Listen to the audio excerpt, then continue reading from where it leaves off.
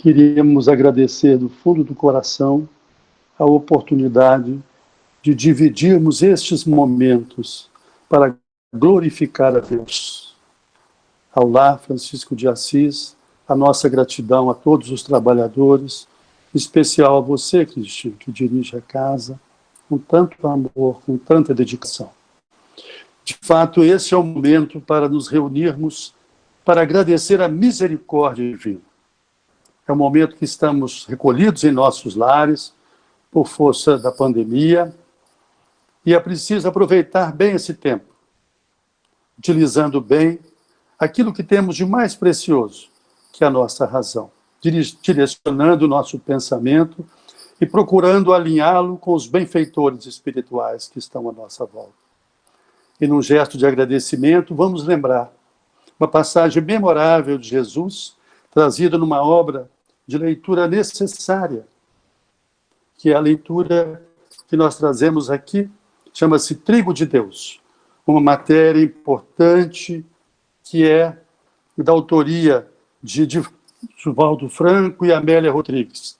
E ela narra uma passagem trazida, de fato, por Lucas, no capítulo 8, versículo 40. Jesus já saindo de Gadara, onde havia curado aquele indivíduo portador de sofrimento psíquico, né? À época chamava-se loucura, e ele então volta para Cafarnaum, já chegando na cidade, na localidade, é envolvido por um grupo de pessoas que lhe pediam, lhe imploravam ajuda, e chega aquela mulher, né, que se encontrava no estado de hemorragia há 12 anos, toca nas vestes, consegue a cura. Aquele tempo, o seu nome de batismo era Berenice, mas posteriormente, Dona Amélia Rodrigues nos mostra que ao final, quando na passagem de Jesus pelo Gólgota, ela vai retribuir com um gesto de amor aquele carinho, a cura que recebeu de Jesus, ao secar os seus rostos com uma toalha de vinho alvinitente. E aí ela recebe um codinome de Verônica, que quer dizer a verdadeira imagem. Neste momento em que ela obtém a cura, se ajoelha aos pés de Jesus, Jairo, que era um dirigente importante do Sinédrio, era um judeu aferrado à lei judaica, mas nós aprendemos, né, que a dor nos leva por caminhos impensáveis. E assim, Jairo, embora fariseu, e ele pede a Jesus que vá à sua casa, porque a sua filha, de 12 anos, estaria morta, estaria enferma, uma gravidade, uma doença muito grave, e Jesus se dirige à sua casa. Quando chega, lá estavam os familiares, amigos, a casa estava cheia, e eles dizem para Jesus: Senhor, infelizmente o Senhor chegou tarde. Esta é a visão nossa dos seres, né, dos seres humanos. Nós equivocamos a nossa análise. Jesus pede licença, entra no quarto e segura em sua mão e fala com ela, Talita Kaum.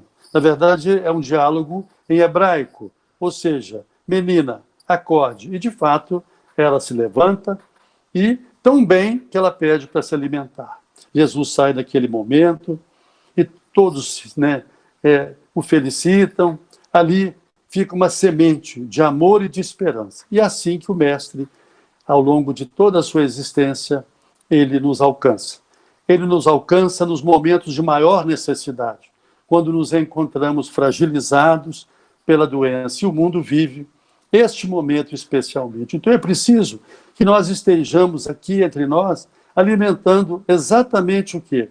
Esses diálogos positivos, lembrando essas passagens, né, que são altamente pedagógicas para nós, porque Jesus nos fala, lá em Mateus, no livro de Mateus, no último capítulo 28, versículo 20, ele nos assegura que estará conosco até o fim dos tempos. Essa certeza nos move, essa certeza nos dá esperança e, sobretudo, nos dá segurança. Assim, estamos trazendo na noite de hoje uma obra de autoria do Divaldo Pereira Franco, inspirado pelo espírito de Manuel Filomeno de Miranda. A obra se chama Painéis da Obsessão. É um caso emblemático e vale a pena nós refletirmos sobre essa história real, né? Nomes fictícios, mas fatos ocorridos na primeira década, na primeira metade do século passado. Então, havia um jovem chamado Argos. Ele tinha um rapaz entre 20 e 30 anos de idade, cheio de vida, cheio de saúde, tivera tido uma infância muito difícil, porque ele conhecera a orfandade na primeira infância. A mãe houvera partido muito cedo, e ele nascera em condição muito miserável, mas, aguerrido, trabalhador, batalhador, tinha conquistado uma juventude exitosa. E assim, tinha um compromisso muito grande com a religiosidade. Era uma característica do Argos. Ele era muito voltado para as ações assistenciais na casa espírita. E lá conheceu, na época da mocidade espírita, na pré-adolescência, uma jovem chamada Áurea, com quem passou a namorar, depois noivou e finalmente casou-se. Quando casou, ele estava já portador da tuberculose.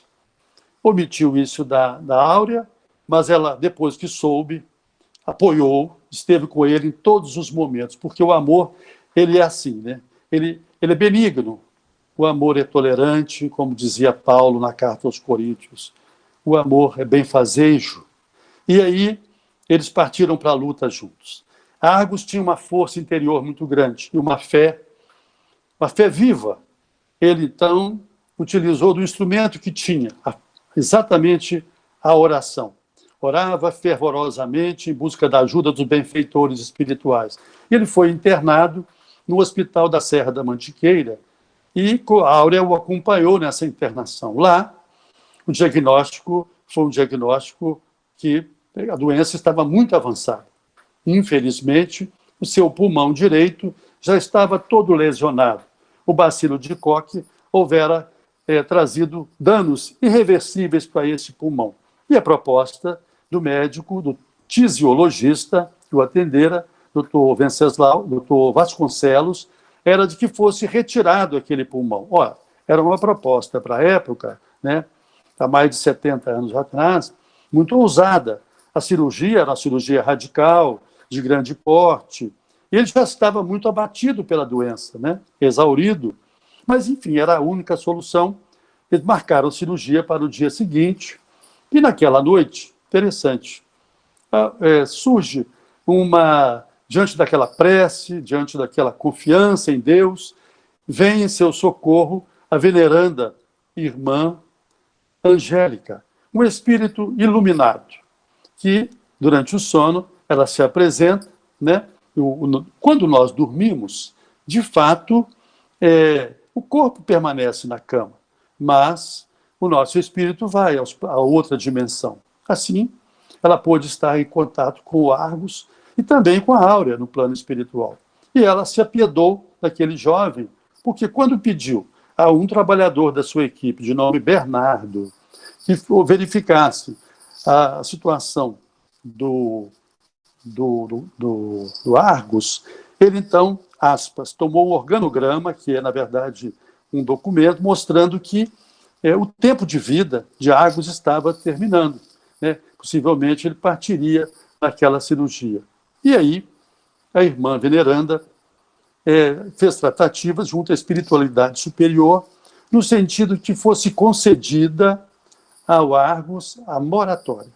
O que é a moratória? A moratória eu tenho uma dívida, preciso pagar, mas eu peço um adiamento no prazo da quitação da dívida.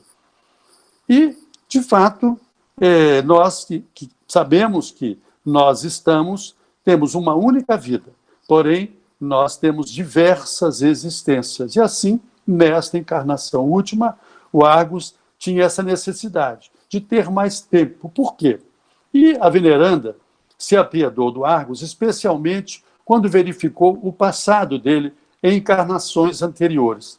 Embora agora, como Argos, ele fosse uma pessoa de caráter ilibado, uma pessoa escorreita, uma pessoa extremamente correta e trabalhadora e dedicado ao trabalho no bem, ele no passado, ele infelizmente cometeu 2 crimes muito graves. Ele houvera assassinado um mesmo personagem, um mesmo desafeto, em momentos diferentes. Um no século XV e, de novo, ele assassinou esse desafeto no século XIX, porque nós passamos por diversas experiências reencarnatórias, né?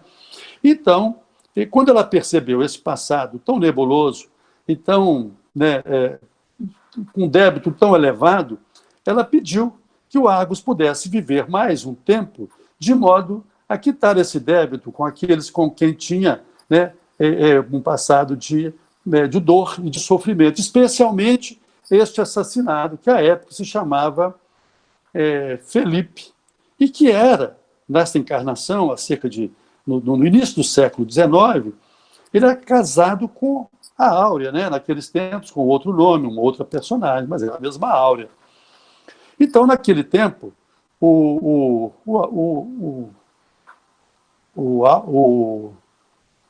Argos, ele sequestrou a Áurea, raptou a Áurea, sedou e, como se não bastasse, assassinou seu esposo, que à época se chamava Felipe. E o assassinato foi através de uma... Ele passou um estilete no pulmão do Felipe. E assim, o Felipe partiu para o plano espiritual, levando um rancor, levando um ódio, né, muito grande. E agora o tempo corre, né? E nessa encarnação, a Áurea volta, agora se consorcia com o Argos, e o Felipe continua no plano espiritual e num processo intenso de obsessão, ou seja, influenciando negativamente o Argos, porque estava exatamente refém desse ressentimento. E é interessante, né? Nós descuramos das lições do Mestre. Lá em Mateus, capítulo 5, versículo 25, ele nos fala: reconciliai com o vosso adversário enquanto estás a caminho.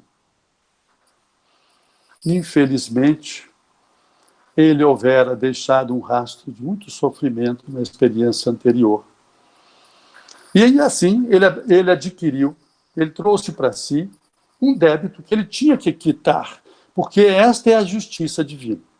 Lá em Romanos, Paulo nos ensina que aquilo que nós plantarmos, nós haveremos de colher. Ele plantou, infelizmente, a desdita, o sofrimento, estava colhendo pela lei de causa e efeito, porque como ele lesionou o pulmão, matou o Felipe num golpe através do pulmão, ele agora estava sendo o seu pulmão lesado. É a lei de causa e efeito, é a lei de ação e reação.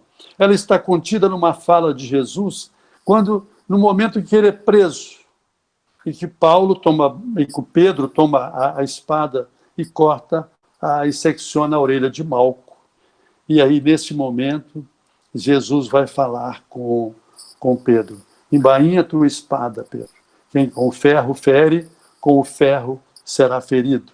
E aí, isso trouxe para o Argos este sofrimento atual. Mas a misericórdia divina é infinita. E aí ele acaba sendo submetido a uma cirurgia convencional. O cirurgião que opera é o Dr. Vasconcelos. Mas por interferência da veneranda Angélica, ela convoca a sua equipe de trabalhadores espirituais, convoca o Dr. Freubel, a sua enfermeira alemã, e convoca também um médico muito piedoso que já se encontrava no plano espiritual, chamado Arnaldo Lustosa.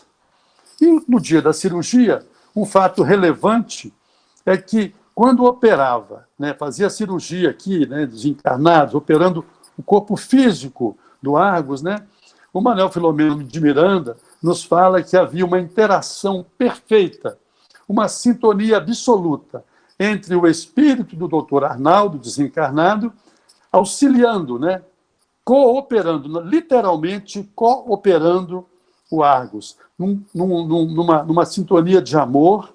E esta sintonia de amor trouxe um resultado primoroso. A cirurgia foi inteiramente exitosa, ele sai da cirurgia, vai para o CTI, o resultado surpreende a equipe.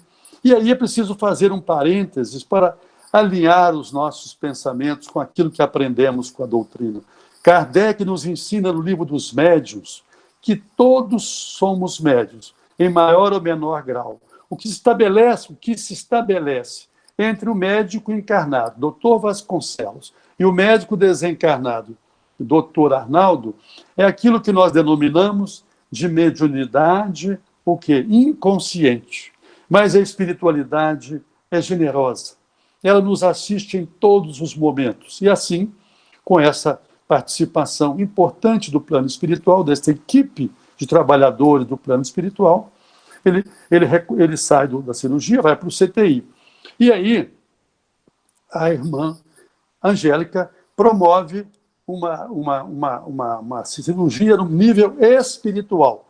Na madrugada, 2h da manhã, o Argos é retirado do corpo físico e levado ao plano espiritual, juntamente com a Áurea, juntamente com aquela equipe, com o Dr. Frobel, que era um diretor, ex-diretor médico, daquela equipe de trabalhadores do plano espiritual.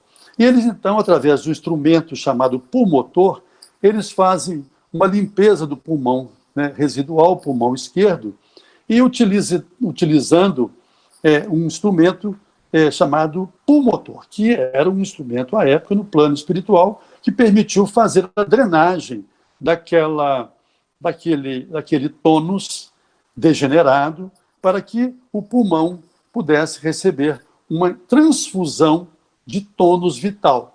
Porque sabemos que nós, no plano espiritual, temos um período previsto de tempo, de existência, de vida. Assim, nós trazemos uma quantidade de tônus vital para um determinado tempo aqui na Terra. Como o tônus vital do Lagos estava se exaurindo, essa equipe espiritual promoveu, de modo análogo a uma transfusão de sangue que fazemos habitualmente, ela promoveu a transfusão do tônus vital. E aí é importante que essa transfusão tem que ser feita. O doador tem que ser encarnado, embora no estado de sono, plano espiritual, desdobrado. E é importante porque tem que haver compatibilidade entre o doador, de tônus vital, e o receptor, assim como ocorre também na doação de sangue. E aí eu me lembro de Jesus, né? Granjeai amigos. Essa fala de Jesus é muito importante, porque no grupo de trabalho, no centro espírita, onde o Argos militava, havia um trabalhador, uma pessoa muito, muito generosa, chamado Venceslau. E quando convocado a doar o tônus para o Argos, ele prontamente atendeu. E essa cirurgia, esse procedimento, essa transfusão magnética, como diz o nosso Manuel Filomeno de Miranda, também é coberta de êxito. Assim ele acorda já no dia seguinte, muito bem, com bom ânimo, né? E ele vai ali, a partir dali, mas recebe do Dr. Frobel, enquanto estava, depois que terminou o procedimento, recebe uma advertência. Olha, você tem vida para mais 5 anos. Se tiver mérito, pode viver mais. Mas orai e vigiai. Recomenda a ele que tivesse cuidado, porque ele estava recebendo aquela moratória, ou seja, aquele tempo, aquele acréscimo de tempo. Por quê? Porque o objetivo é que ele pudesse, vivendo mais, reestabelecer uma relação de cordialidade com aquele espírito que estava no plano espiritual, com quem ele tinha débitos, resgatar o seu débito, em última análise. Porém, o que acontece com o Argos? Ele sai da cirurgia, passa pelo procedimento, recupera a saúde, consegue aposentadoria naquela época e tinha todo o tempo do mundo. Mas só que, ao invés de continuar no centro, ele passou a receber uma influência extremamente danosa daquele que o odiava, que se chamava Felipe. No plano espiritual, ele interferia sobre as ações do Argos. Por quê? O Argos se tornou irritadiço, invigilante, e com esta influência negativa, ele acabou desenvolvendo uma depressão, infelizmente. E isso levou a uma recaída muito grave. Ele foi de novo, tempos depois, voltou a ser atendido, né? pela equipe médica, e depois de algum tempo, já se havia passado um tempo relativamente longo, ele foi submetido a um novo procedimento, tratamento médico, aqui entre nós, com o Dr. Vasconcelos, e também recebeu atendimento espiritual, uma nova transfusão de tônus através do Dr. Fraubel e do Dr. Arnaldo. E com a seguinte recomendação: olha, você agora está tendo, né, de novo, uma oportunidade. Reconcilia-te com o teu adversário enquanto estás a caminho. E ele, então, é convidado, depois ele se recupera, ele é convidado pela nossa querida veneranda Angélica, esse espírito de luz, esse espírito protetor do Argos e da Áurea, para uma reunião no plano espiritual, onde ela promove uma conciliação entre o Argos e a Áurea e o desafeto Felipe. E a Áurea, que o amara profundamente na encarnação anterior como marido, ela gostava dele. Então ela fala: por que você não volta junto no nosso lar? É uma proposta que eu lhe faço, Argos. Embora eu e meu esposo, Argos, né, eles três presentes nesse diálogo presidido pela irmã Angélica. Você volta como filho adotivo, filho do coração. E assim é pactuado entre eles. Ele aceita essa proposta, todos os participantes aceitam a proposta. O Felipe retorna, ele reencarna aqui na Terra e vem numa condição muito adversa, é deixado num orfanato, mas a querida Áurea, uma mulher grandiosa, ela sim, permanecia no trabalho, laboriosa, ativa no trabalho do bem. E ela acabou amealhando, né, a simpatia, o carinho da espiritualidade superior. E isso se irradiou para o seu esposo também. E a partir daí, ela vai com o Argos até ao lar coletivo, ela assim se chamava. E lá haviam diversas crianças para serem adotadas. Mas o amor, ele suplanta quaisquer barreiras. Esta criança, que agora se chamava Rafael, era uma criança franzina que tinha graves problemas de saúde. Mas a Áurea o escolhe, e o Argos também, e o levam para o seu lar, para dar continuidade. Uma história que vai ter esse momento feliz de reconciliação. Nós vamos pela dor ou vamos pelo amor? Como eles se encontravam num debate, numa contenda, né? Eles não conseguiam, o Argos e o Felipe, se reconciliar. Mas, felizmente, nós temos esses trabalhadores espirituais que estão permanentemente ao nosso lado, nos amparando, nos assistindo, e trouxemos aqui uma história riquíssima de amor, de esperança, de perdão, mas, acima de tudo, é uma história que mostra com clareza meridiana a misericórdia divina conosco. E nós precisamos lembrar desta oração, que tão útil foi a Áurea, tão útil foi ao nosso fraterno amigo Argos, porque a partir desse trabalho, né, que ele fazia no centro, na atividade de benemerência, né, naquela casa de auxílio, ele amealhou, bônus hora, para conquistar esse tempo a mais de vida. E como nós estamos falando nesse momento, o assunto que está à nossa volta são as enfermidades, especialmente, né, essa pandemia. Nós vamos trazer uma outra história, agora relatada numa obra de leitura necessária, que se chama Obreiros da Vida Eterna. É uma obra em parceria do nosso inesquecível André Luiz e do nosso querido Francisco Cândido Xavier. Nesta obra, há um momento em que o André Luiz, porque é interessante, nós imaginamos, né, que aqui estando trabalhando na Terra, todos nós, operosos, laboriosos, Quando desencarnamos, a nossa vida continua também nessa mesma toada. Se estamos habituados ao trabalho, lá seremos convocados à seara de Deus. E assim, o André Luiz, que na Terra foi um médico, trabalhou aqui na Terra como um médico, no plano espiritual, ele foi convidado a integrar uma equipe de socorro e assim ele estava capitaneado sobre a ação de um mentor, um espírito superior de nome Jerônimo. Ele estava integrando uma equipe que ajudava no plano espiritual aqueles indivíduos, aqueles seres humanos que estavam partindo, ou seja, aqueles que estavam fazendo a transição do mundo dos encarnados para o mundo dos mortos, ou seja, estavam partindo pela via da sepultura. E aí, a chegada no plano espiritual é muito, no primeiro momento, ela é muito...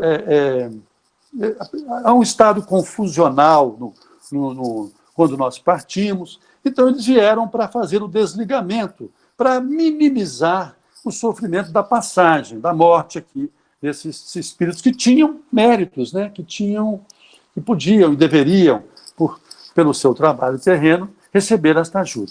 Quando eles estão no plano espiritual, eles vão atender um espírito aqui na Terra, né? Eles vêm auxiliar um espírito aqui na Terra, de nome Albina, que era uma senhora já entrada em anos, que apresentava uma lesão grave no coração, mas que estava no seu lar, já nos momentos terminais, um quadro de falta de ar incessante, o que nós chamamos de dispneia, com uma taquicardia, o coração disparado.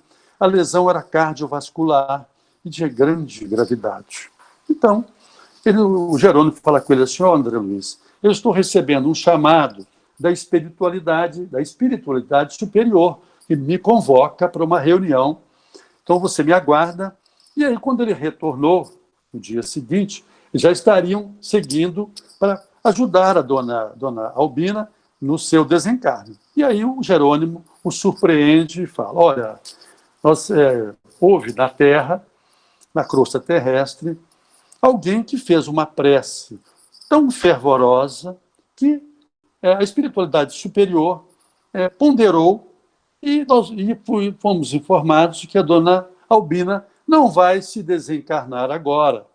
Ela recebeu aquilo que nós chamamos de uma moratória, ou seja, ela vai ter algum tempo de vida a mais, por misericórdia de Deus. E o André Luiz se surpreende e pergunta: mas quem fez essa prece? Qual esse espírito, né, com tanta força, né, que conseguiu esse benefício para a dona Albina? E o Jerônimo fala: olha, André Luiz, você aguarda que no momento correto, no momento certo, você vai conhecer. E eles, então, se dirigem à casa da dona Albina, aqui na Terra. Dona Albina houvera sido professora, uma professora dedicada, uma mulher extremamente responsável na sua vida familiar e no seu trabalho como educadora. E quando eles chegam na casa de dona Albina, a casa estava cheia. A casa tinha lá haviam 15 pessoas. Dona Albina, a sua filha mais velha, Lloyd, a sua filha mais nova, Eunice, e 12 jovens que haviam sido alunas da dona Albina e que estavam lá realizando o evangelho no lar, o culto no lar. E aí, naquele momento não podia ser mais propício para aquela assistência espiritual. E assim, eles perceberam, né, o grau de sofrimento da dona Albina, com aquela angústia respiratória, né, com aquele desconforto cardíaco em face da lesão, e a partir daí eles então começaram a fazer o trabalho magnético no plano espiritual de recuperação da dona Albina. E eu quero trazer aqui textualmente o quadro, né, da dona Albina. Ela apresentava um aneurisma na região vascular próxima do coração, e esse aneurisma ameaçava romper a qualquer momento. Ela apresentava um estado de uma taquicardia, e, neste momento, a equipe espiritual, né, composta pelo Jerônimo e pelo André Luiz, eles fazem, então, um trabalho de restauração do sistema de condução de estímulo no coração, especialmente no tônus cardíaco. E através da magnetização daquele órgão, eles conseguem recuperar parte das estrias tendinosas, assegurando, então, resistência ao órgão. Ocorre, neste momento, uma revitalização daquelas áreas afetadas pela doença. A dona Albina acusa essa melhora. Ela se sente bem e fala com a filha, traga para mim um caldo. Ou seja, ela estava, daquele quadro, né, de angústia respiratória, ela passa a respirar melhor porque estava aliviada da sua doença. E aí ela começa a conversar animadamente com aquelas jovens e, a partir daí, o Jerônimo, né, fala com o André Luiz, olha, a dona Albina, ao longo da sua existência, ela foi uma pessoa muito, muito cuidadosa na sua atividade de mãe, na sua atividade de professora e muito laboriosa também na sua igreja. Era uma pessoa que esposava a doutrina evangélica. Então, ela, de fato, tem méritos, e é por isso que ela recebeu esta benesse. Todavia, o veículo desta concessão, de fato, você vai conhecer agora, André Luiz. E o André Luiz, então, ele fala, a senhora a Albina fala assim, eu tenho muitos dias que eu não vejo, Lloyd, o meu netinho do coração, o Joãozinho. Joãozinho contava com cerca de 8 anos. Era um neto, mas um neto adotivo. Não era filho biológico da Lloyd. Ele fora abandonado na porta da sua casa, recém-nascido, e a Lloyd criava. E ele tinha um carinho muito grande com a dona Albina. Dona Albina reclamou a sua presença, e daí a pouco alguém vem trazer o Joãozinho. E aí o Jerônimo fala com André Luiz, aí, vou te apresentar aquele que, de forma fervorosa, ardorosa, fez uma prece que permitiu essa concessão de vida para a dona Albina. A dona Albina abraça afetuosamente o neto e, instintivamente, ele diz, meu filho, estou sentindo a sua ausência. E ele carinhosamente se dirige a dona Albina, dizendo, vovó, eu estou vindo da igreja e pedi a todos que orassem pela senhora, porque a senhora precisa estar bem, nós precisamos da senhora. Aquilo comove a todos, o carinho daquela criança em tão tenra idade com aquela senhora. Mas aí o nosso bom e querido Jerônimo esclarece que o Joãozinho agora, neto, né, pelo coração da dona Albina, ele já conviveu em vidas anteriores, era um espírito iluminado. Em vidas anteriores, ele tinha um passado primoroso. Ele foi diversas vezes membro daquela família e agora vinha pelas vias da adoção. E era muito importante a chegada do Joãozinho, porque havia uma missão para o João. E olha que coisa interessante. O Jerônimo esclarece. Você percebeu, André Luiz, que a filha mais velha da dona Albina, a Lloyd, está grávida? E aí o André Luiz, claro, eu percebo que ela está ela tem no ventre uma filha, né, que chegará em breve. E aí o Jerônimo fala, esse também é um ponto importante, relevante, que foi considerado, porque a mãe e a filha são muito ligadas. Né? A Lloyd tem um afeto muito grande pela mãe. E se ela partisse assim, de uma forma drástica, agora poderia afetar a gravidez da Lloyd, poderia haver até mesmo um aborto. E essa gravidez que ela traz é muito importante. Então, a espiritualidade, protegendo esta criança que vai chegar, e que, juntamente com o Joãozinho, desempenhará um papel muito importante, missionário, na igreja que eles abraçam, na doutrina que eles abraçam. Então, na verdade, a moratória alcançou Dona Albina pelo mérito dela, pelas vias da prece do Joãozinho, mas, sobretudo, porque havia um bem coletivo. Ou seja, Ali eles estavam preservando duas vidas. Aquela criança que chegava e também a da dona Albina. E é importante essa história, porque ela, de fato, nos faz refletir sobre a grandeza de Deus, avaliando cada ato nosso. E, sobretudo, presente, como dizia Jesus, né? Eu estarei convosco até o final dos tempos. E assim, ele está conosco, através dessas equipes, né, de ceareiros do bem, que permanecem no plano espiritual, numa perfeita interação conosco. Grande missão essa. Primeiro, nós vemos, né, que há ali aquele primeiro ato, né, que é a necessidade, a doença, mas também a bondade de Deus. E, sobretudo, um mérito que a dona Albina tinha.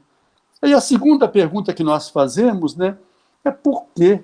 É para que aquela família estreitasse os laços e constituíssem ali uma base sólida para dar continuidade ao trabalho já desenvolvido. Então, a espiritualidade, ela vê além. Nossos olhos são muito limitados. E nessa história é belíssima, porque eu vou citar aqui o texto, vou homenagear o nosso querido Manuel Filomeno de Miranda, quando ele diz assim, olha, a singular ocorrência enchia-me de encantamento e surpresa. E contemplando, sobre forte enlevo, a pequena família em santificado júbilo doméstico, eu chegava à conclusão de que, ainda ali, numa câmara de moléstia grave, a oração, filha do trabalho, com amor, vencia o rigoroso poder da morte. Isso nos remete, né, interessante, quando nós falamos desses personagens, né, a nossa memória vai longe, vai ao tempo de Paulo. Paulo é aquele exemplo para nós de superação. Paulo realizou as suas 4 viagens. E quando passava por Listra, agora nós estamos voltando no tempo, estamos fazendo uma viagem de 2000 anos. Vamos resgatar a história de Paulo, narrada num livro belíssimo de Lucas, Atos dos Apóstolos, lá no capítulo 16. Paulo vai passar por uma cidade que era próxima de Derbe, chamada Listra. Ele vai ser acolhido num lar formado por uma judia, uma conversa ao cristianismo, chamava-se Lloyd, há 2000 anos, essa história se passa lá em Listra, e tinha uma filha chamada Eunice, que era viúva, que tinha um neto chamado Timóteo. E aquilo, a permanência de Paulo naquele lar foi extremamente proveitosa. Por quê? O nosso inesquecível Emmanuel, juntamente com Francisco Xavier, nesta obra de leitura necessária, chamada Paulo Estevão, vai nos contar que nesta acolhida na casa de Listra, o Paulo percebe que, embora o Timóteo fosse ainda um pré-adolescente, era um jovem que tinha um amor muito grande pela lei mosaica, estava sempre, né, aferrado à Torá, lendo a Torá, estudando. Era um filho, um neto, né, com grandes qualidades. E o Paulo percebeu esse potencial de Timóteo e trabalha Timóteo, né? Passa a estreitar laços com Timóteo, de modo a buscar a conversão de Timóteo. Porque Paulo interpretava o seguinte: se Timóteo abraçar a doutrina de Jesus, né, a doutrina de amor e de esperança, ele será um grande arauto. E assim ele promove a conversão de Timóteo, e nós sabemos que desse convívio, né, ele acaba levando consigo numa outra viagem que ele passa em Listra, e o Timóteo acaba sendo um sucessor de Paulo. E Paulo honra Timóteo com 2 de suas memoráveis cartas, né? Carta a Timóteo, né? Então, nós vemos aí que essa família agora, né, 2000 anos depois, né, traz uma história com personagens com nomes semelhantes, mas, no fundo, a essência é a mesma, é o amor a Jesus, é a dedicação ao bem. Então, não há como não fazer uma analogia entre as duas realidades, né? Isso que nos conforta, é isso que nos anima. E nós aprendemos nessa história de Dona Albina que o bem, de fato, é aquele companheiro de todas as horas, né? É aquele que está sempre, né, sendo útil a nós e àqueles a quem nós servimos. Eu quero aqui registrar uma homenagem às educadoras, às professoras, porque são elas, é este segmento de trabalhadores que trabalham com a educação, são aqueles que mais seguem a mensagem do Cristo quando diz: colocai a luz no alto, para que todos possam dela usufruir. O educador é aquele que busca o conhecimento para dividir com seus educandos. E quanto mais o educando quer aprender, mais o educador se esforça para lhe conceder a educação. Então, a nossa homenagem a todos que hoje, né, ao longo das suas existências, dedicam as suas vidas à educação. Não há bem maior do que a educação, porque se queremos uma sociedade, uma humanidade melhor, nós temos que necessariamente investir na educação, mas não apenas no conhecimento que os livros nos trazem, que as universidades nos facultam, mas, sobretudo, também, especialmente, na evolução do saber. É como dizia nossa querida e inesquecível Cora Coralina: o conhecimento nós buscamos na escola e com os professores. A sabedoria nós buscamos com a vida e aprendemos com os humildes. Assim haverá num mundo melhor.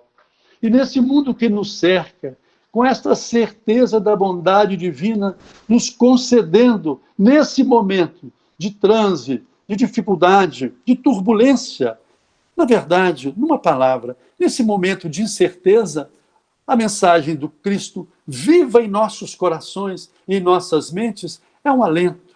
Ela nos traz confiança, nos anima e nos motiva a seguir adiante. Quero encerrar com uma frase por quem eu tenho muito apreço, um autor a quem eu admiro profundamente, que é o nosso baiano, né? Ele dizia, Deolindo Amorim: a vida poucas vezes nos convida a sermos heróis, mas a cada instante nos convida a não sermos covardes. É muito importante nós assumirmos o nosso papel para o qual viemos, para o qual nós estamos predestinados. Nascemos vocacionados para o amor. Vamos fazer do Mestre Jesus, o nosso modelo e guia, um instrumento de elevação, que nós possamos fazer da nossa fé, de fato, um instrumento que alcance os nossos semelhantes, que a nossa bondade possa irradiar para aqueles que estão mais próximos de nós. Que nós sejamos, de fato, como dizia Jesus, semeadores do bem. É muito importante que nós tenhamos em mente que nos tempos que correm, nós não estamos, em absoluto, sós. Nós estamos amparados por aqueles que constituem uma legião de amigos, espíritos bondosos, espíritos caridosos, que estão do nosso lado, nos oferecendo a ajuda, o amparo e a assistência. Que nós possamos estar atentos e que nós possamos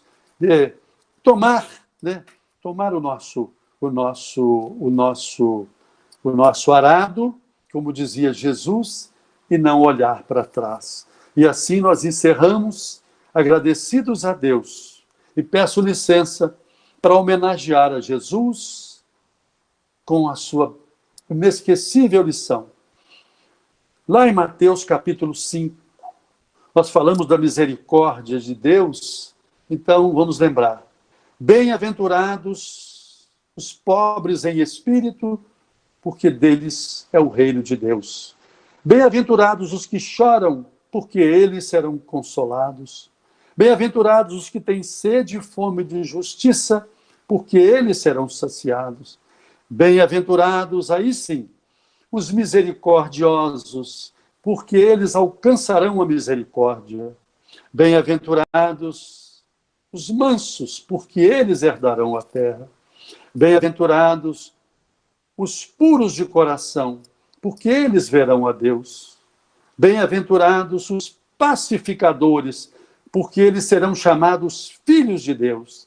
Bem-aventurados os que sofrem a perseguição da justiça, porque deles é o reino de Deus. Bem-aventurados somos nós, quando nos injuriarem, quando nos caluniarem, em nome de Jesus, porque grande será o nosso prêmio no reino de Deus. Que assim seja.